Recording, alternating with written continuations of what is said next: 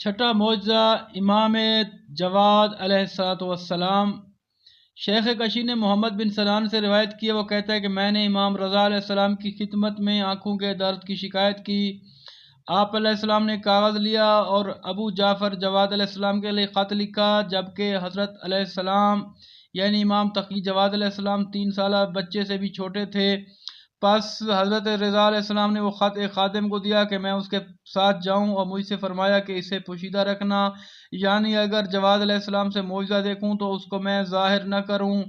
پس میں حضرت علیہ السلام کے پاس گیا، ایک خادم نے آپ کو اپنی دوش پہ اٹھا رکھا تھا۔ محمد کہتا ہے پس خادم نے حضرت کے سامنے وہ خط کھول کر آگے کیا۔ حضرت جواد علیہ السلام اس خط میں نگاہ کرتے اور سر آسمان کی جانب بلند کرتے اور فرماتے جاتے نہ جا نہ جا۔